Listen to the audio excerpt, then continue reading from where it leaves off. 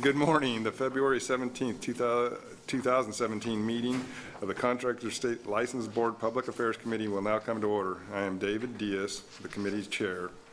Please note that only board members who are on this committee may sit here at the table. Other board members must go to the bathroom. No, must observe from the audience. Just want to see if anybody was paying attention. Also, if a quorum of the entire 15-member board is present, those members that are not in the Public Affairs Committee cannot participate in our discussion. Today, one of our committee members, Pastor Herrera, who's a TV star right now, he's right over here, on our teleconference from Norwalk. Another committee member, Kevin Albanese, is on the telephone from our San Jose office. Can you hear Kevin? I can, yes. Awesome. Everything worked. David Delatorre, can you lead us in the Pledge of Allegiance, please? Okay, everybody rise. I pledge allegiance to the flag of the United States of America, and to the republic for which it stands, one nation, under God, indivisible, with liberty and justice for all. Thank you. Thank you.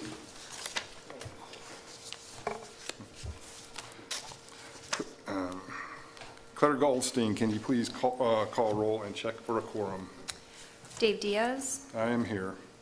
Kevin Albanese. Here. David Delatorre. Here. Pastor Herrera. Here. Nancy Springer. Here. You have a quorum. Thank you. Next, we would like to do self-introductions of committee members, staff, and those in the audience. For those in the audience, introducing yourself is voluntary. Let us start on my table to the left. See Claire. Claire Goldstein, Public Affairs. Amy Cox-O'Farrell, Chief Deputy.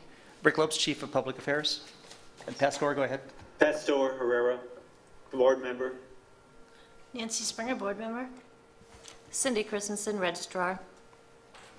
David Delatorre, board member. Christy Shields, counsel for the board. Kevin, you're on. Kevin Albanese, board member.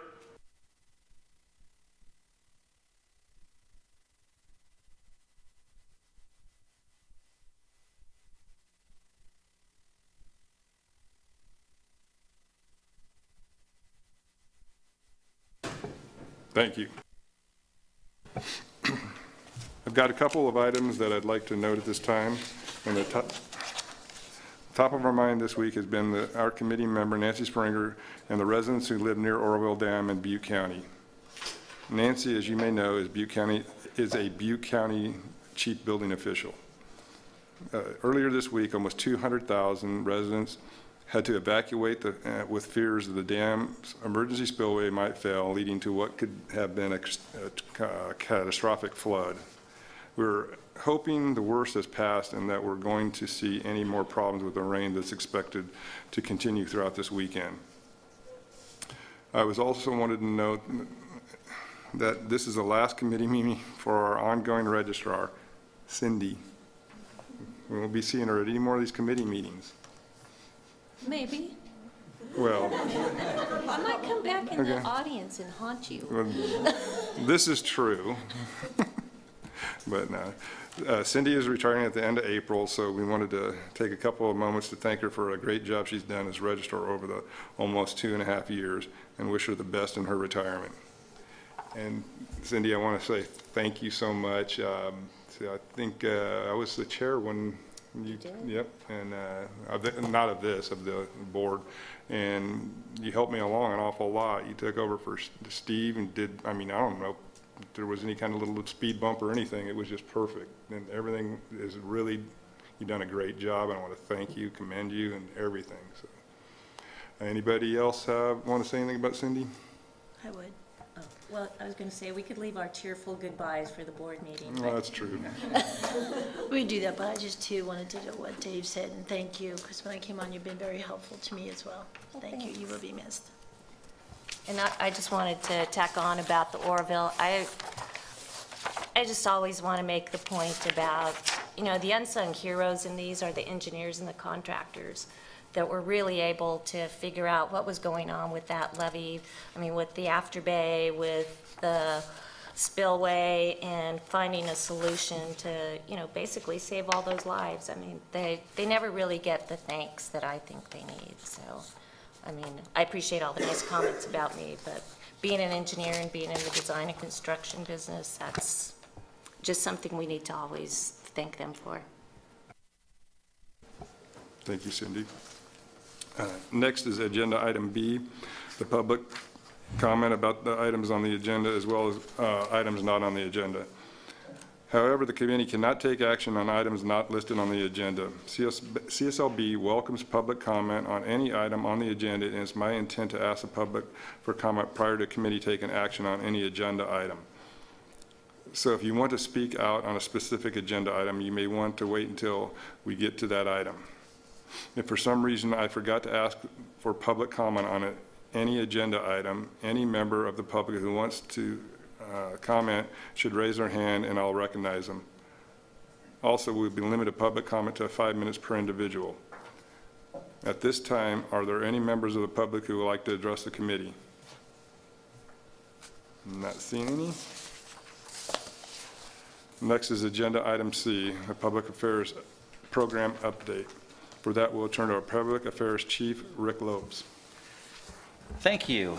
We'll start on page 68. We'll make kind of quick work of this so we can get to the other items here, but I did want to bring to the committee's attention, we do have the website statistics that we work with our Information Technology Division to gather these. You'll see on page 68 is kind of the overall, the main things there to take a look at it are these sessions, which are the number of different visits that we get on a monthly basis. We've given you the 12-month average and then the 12-month total. So you can see in the very bottom of the first column there, we've had not quite 8.3 million sessions over the last 12 months, different sessions people come to our website. And you can see it's 3.6 million different users that have used the website over the last year up through the end of January. On page 69, we give you the information on the types of devices, and over time we are seeing more mobile and tablet use, especially when it comes to new users. We've talked before how during the week many of our users are building officials, insurance companies, other people who may be in an office setting, so that's why our desktop usage is so high. But you can see, especially when it goes to the new users, that we do have a higher degree of mobile and tablet use. And what's great about our website, it is completely mobile and tablet compatible, so people using the phones can have the same services and everything is compatible, so they'll be able to have the best possible user experience, even when they're on mobile or on tablets. On the bottom of page 69, you have the list of the most viewed pages on our website. This does not take into account the license lookup feature, which is far and away our most popular feature, so we just kind of use that as a given. So you can see many of our most viewed pages are our contractor and license related pages, followed by some of the consumer pages, things like lien releases and the like do have a lot of uses as well and get downloaded quite often. On page 70, with our digital services, we did the webcast for our December meeting. And again, we are doing our live webcasts now via YouTube. And because of that, we have more followers than we had on our old Ustream channel. So the number of people watching any given meeting live has increased because they get noticed whenever we have a meeting going on. And then our archives is all still done through YouTube. On page 71, you can see the social media. We now have 7 different social media channels that we utilize: Facebook, Twitter, YouTube, Periscope, LinkedIn, Instagram, and Flickr. And you can see our numbers, obviously, as we're starting up the new channels, you can see that's why there's so many dashes there, because we weren't doing those previous to when the numbers start appearing there. And so you can see on page 71 some of the different graphics and things that we're finding. Ashley Caldwell, who does our social media, has been really good about kind of trying things out, seeing what works, and doing a really good job of helping grow those audiences as well. And you can see as on 71, 72, and actually going through 73 and all the way up through 74 shows the various different social media channels. I won't dive into any of that, but if there's any questions, I'm happy to answer those. On page 75 is the email alert feature, which has been around almost 7 years now. And as you can see, The numbers have steadily grown. People are allowed to sign up via our website. There's links from every single page on our website that they can sign up and get the various different notices. They can get everything, or they can get just a specific one. We also do have a list of licensees on their applications and their renewal forms. They are given the option of providing us with an email address. And that database now consists of, as you can see, a little over 146,000 email addresses. So out of the 280,000+. So we've got just a little bit over half of our licensees we actually have email addresses for. So when we combine those databases, you can see we've got almost 173,000 email addresses. And this has been a great outreach tool for us.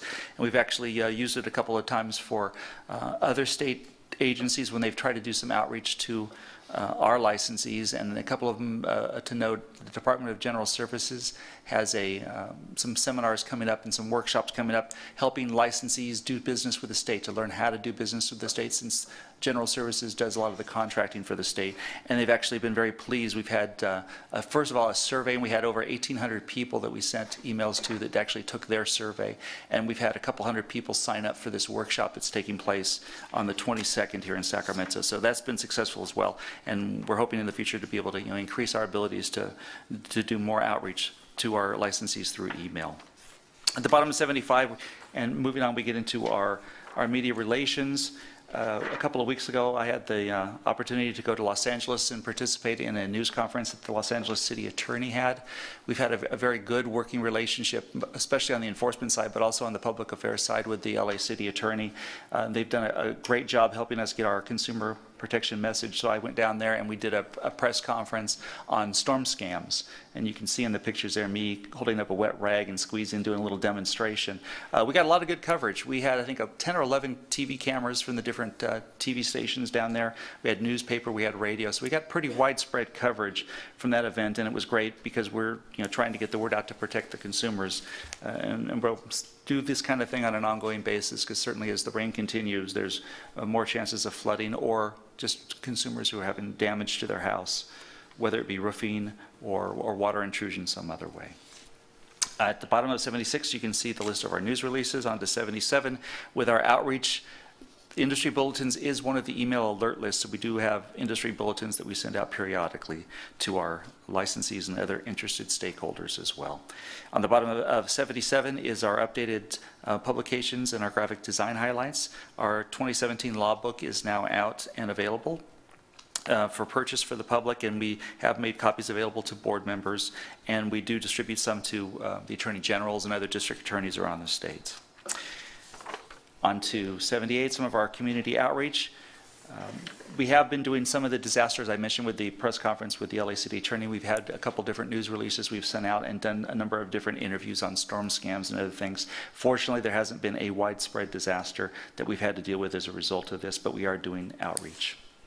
With our senior scam stoppers, we've started up for the year. You can see there on the bottom of 78, these are either the seminars that have already happened. There was one last week in Port Hueneme, and you can see the partial upcoming schedule, and we'll keep board members updated on those, and we certainly encourage participation on those. And then you can see on 79 the consumer scam stoppers. So these are things which are not necessarily geared towards the senior population. We do include in some of those some of our industry events that we do. As you see on the 4th, we were in Long Beach for the Plumbing, Heating, Cooling Contractors Flow Expo, and you can see some of the other industry events that are there as well. And then finally on 79, onto page 80, is just the update on our intranet site, which is for CSLB employees here in Sacramento and around the state. We do have a blog type site that we update as news happens and to keep our employees informed about what's happening. And so you can see on page 80 some of the different items that we've made available to our employees. And with that, I'm happy to answer questions, but that is the Public Affairs Program update. Committee comments? Nancy? On page 69, your top 25 most viewed pages, I'm just kind of curious is it pretty much consistent that these are the same ones, or have you noticed that any of them where something moves up the line? Just kind of curious if that triggers something happening or whatever that might be an alert? to No, something? these, I believe, have stayed pretty steady. A lot of them are, again, you can see the forms and applications, that's just like a main landing page. Anybody who wants to Right. get a form, chances are they're going to go there first.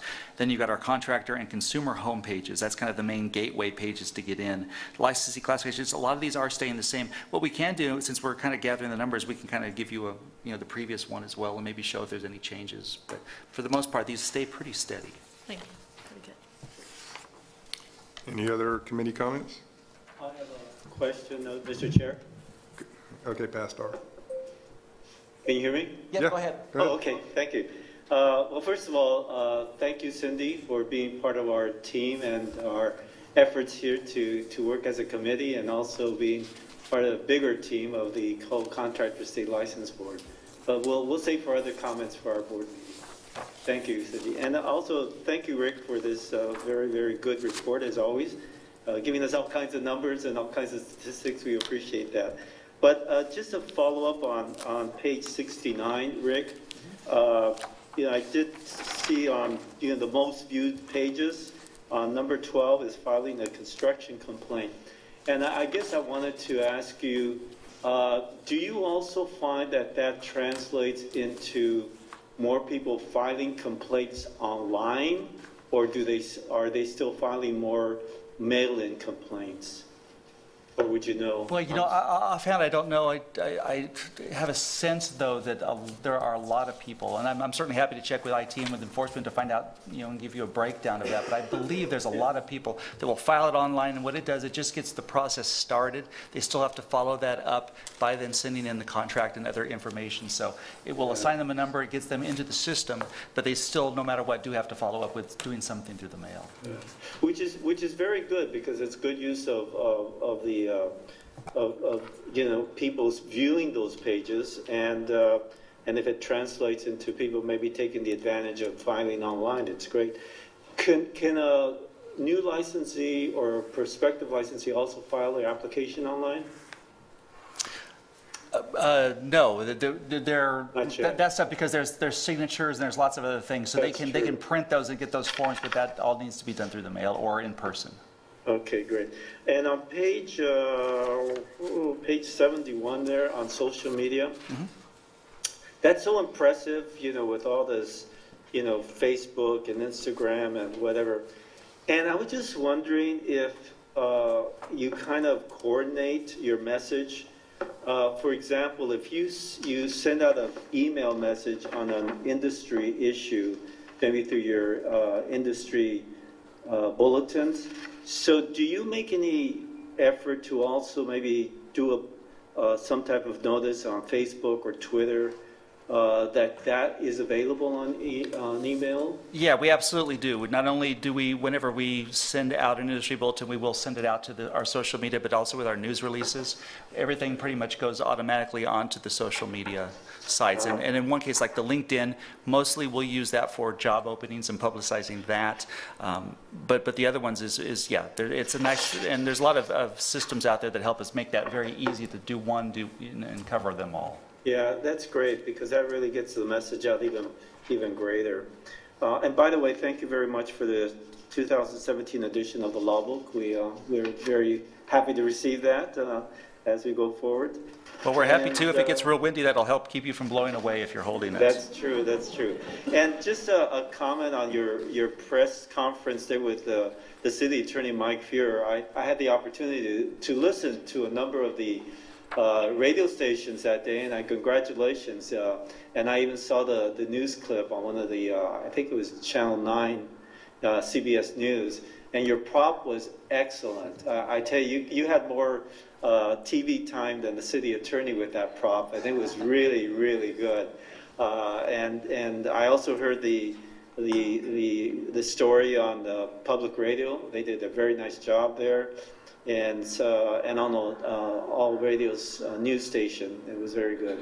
So congratulations, it was really good. I think the great thing about the city attorney with that as well is the fact is we worked with them a couple years ago on helping them develop their outreach materials. And so they were right in line of knowing what the laws were, and they've allowed us to participate, and actually they've helped extend our message, and now a lot of the outreach they do is without even our help. So we're getting that extended reach without really doing a lot of work at this point. So it's been really beneficial for us. Thank you very much. Those are my questions, Mr. Chair. Thank you. Any other board comments, or committee comments, excuse me? Public comments? Anybody from the public? Okay, thanks, Rick. Don't forget your teleconference location. Oh. Kevin? Are you still awake? I got nothing. Okay. Is there any public there? Just my son. Does he have any comments?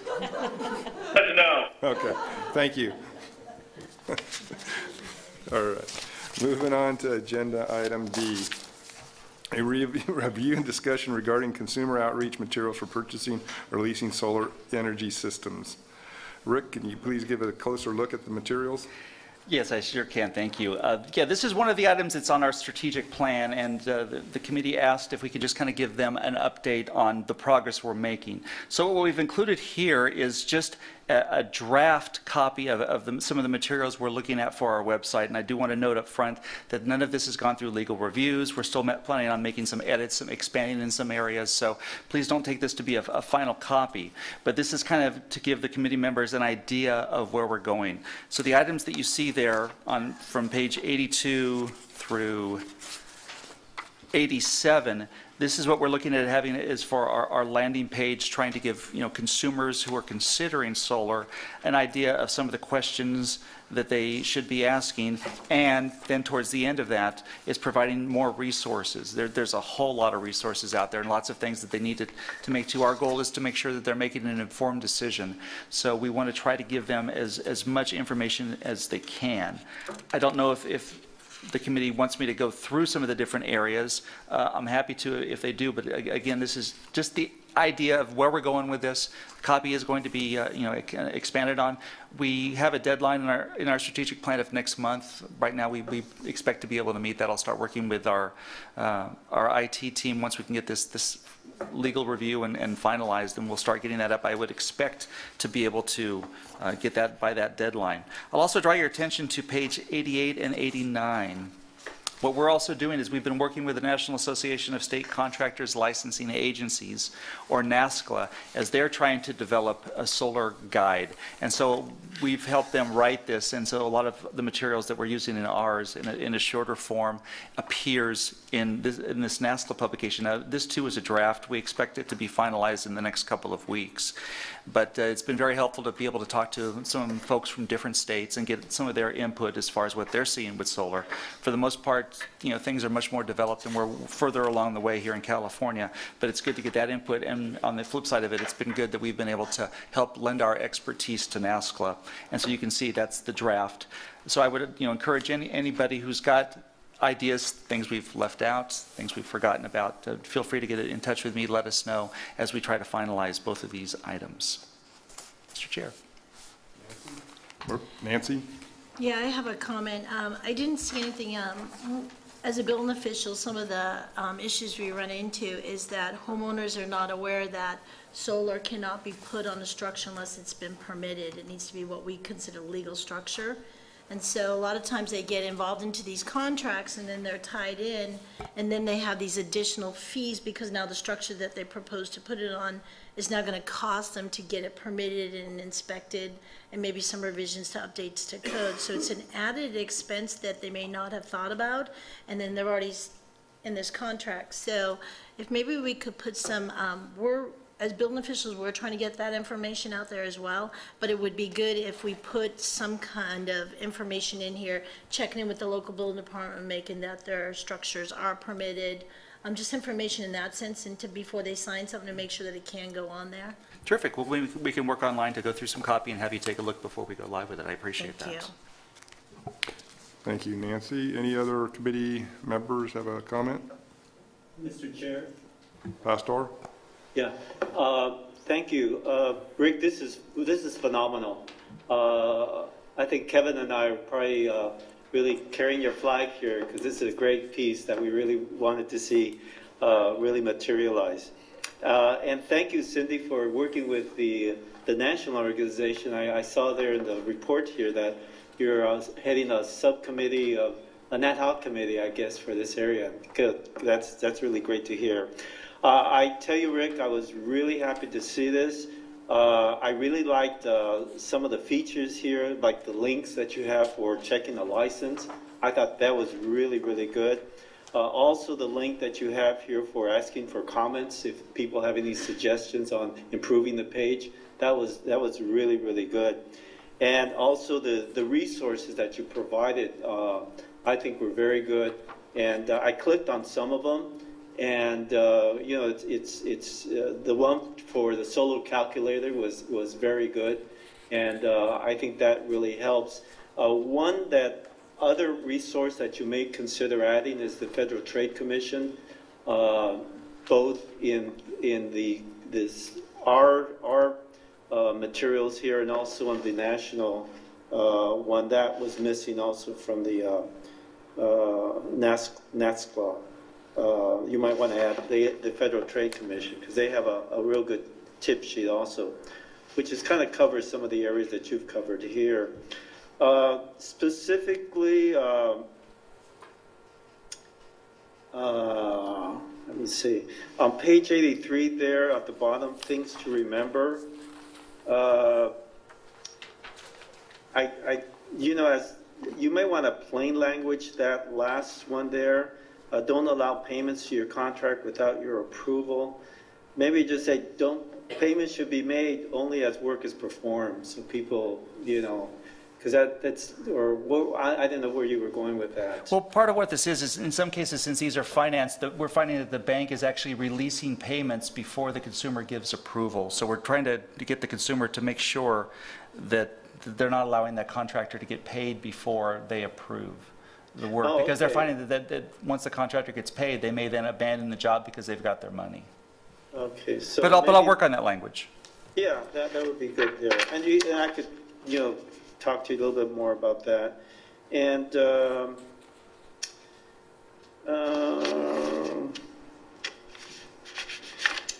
other thing is that you might want to add something at toward the bottom or wherever you think it's appropriate. You know, to kind of click on the Contractor State License Board if, in fact, the consumer feels that the company or product doesn't live up to its promises. You know, they should come back to the Contractor State License Board if they do have an issue that they're dealing with or they want more information in this area. Okay, terrific. We'll do that. Okay, thank you. Okay, in San Jose, Kevin or your son have comments? You got anything? No, we're all good. Thank you. Liked it. Anybody from the public up here? No, seeing none. Thank you.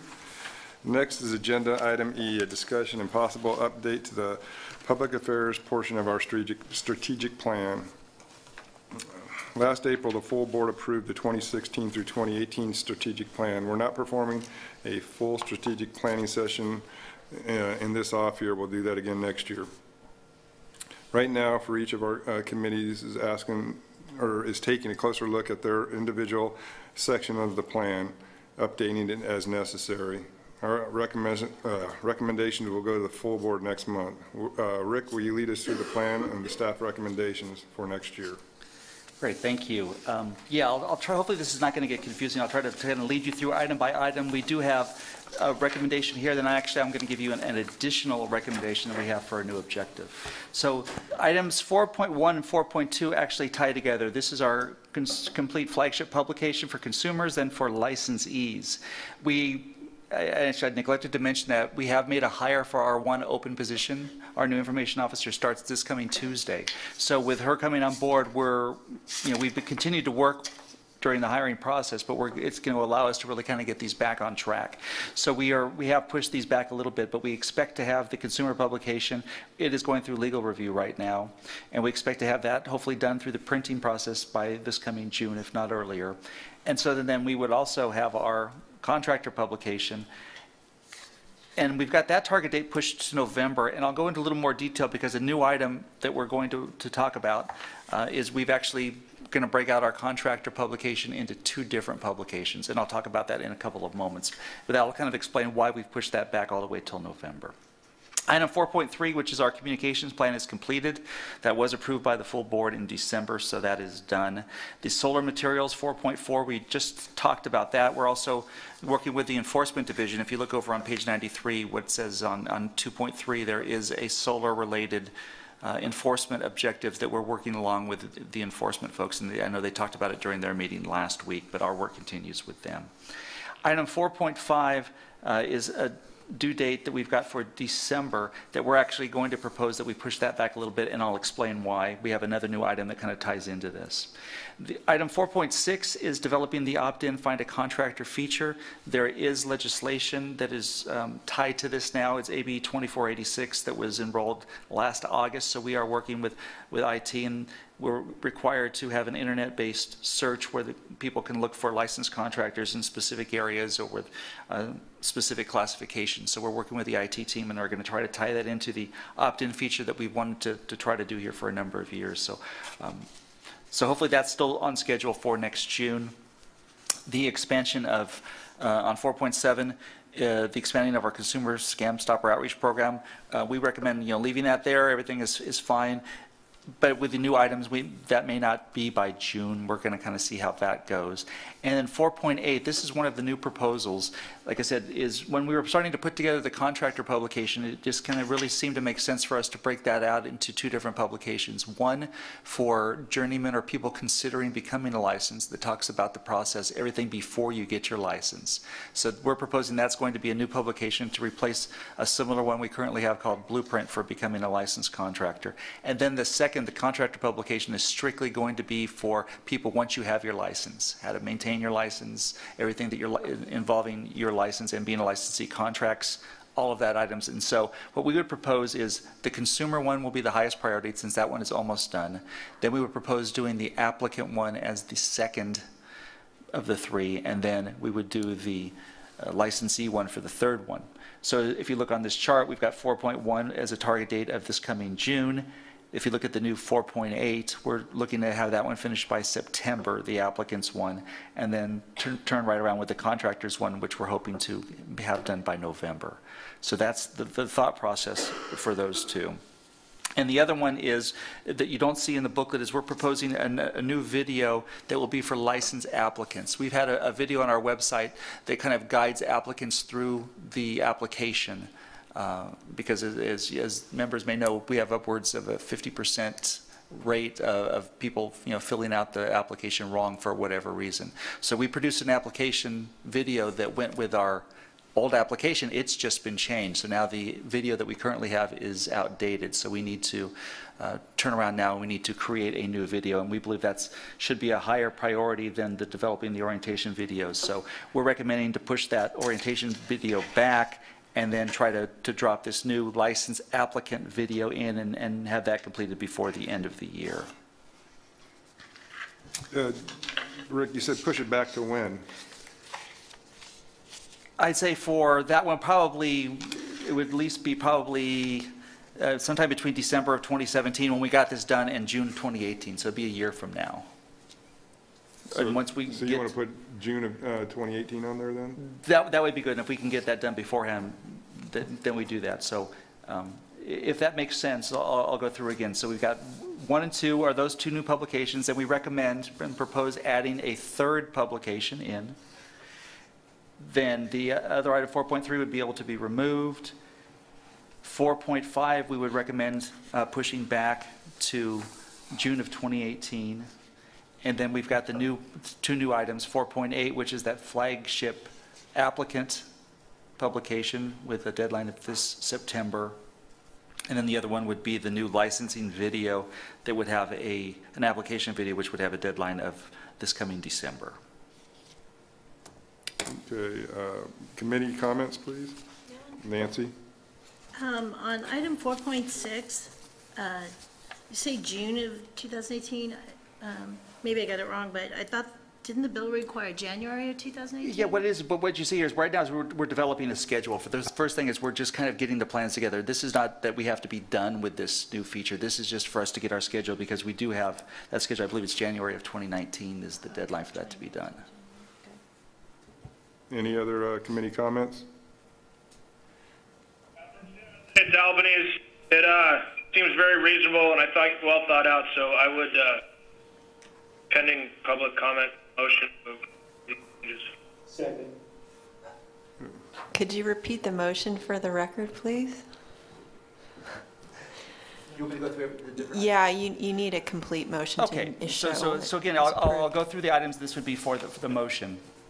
So it would be on items 4.1 and 4.2 to change the target date for 4.1 to June of 2017, the target date for 4.2 to November of 2017, to remove item 4.3, to keep the 4.4, to keep 4.5 as, with just moving it back to June of 2018 for the deadline for 4.5, to keep 4.6 as is, to keep 4.7 as is, to add the new 4.8 with a deadline of September of 2017, and to add a new 4.9, which would be the creation of a video for licensed applicants and have a December of 2017 deadline for that. I think that covers all of them. Kevin, you made the motion. Is that good? works for me. Thank you. Who seconded? Okay. Everyone Yeah, good? I second it. Okay, anything from the public in San Jose or wherever else everybody's at? No? Okay. So at this time, we got a motion, we got a second. We've got committee comments, public comments.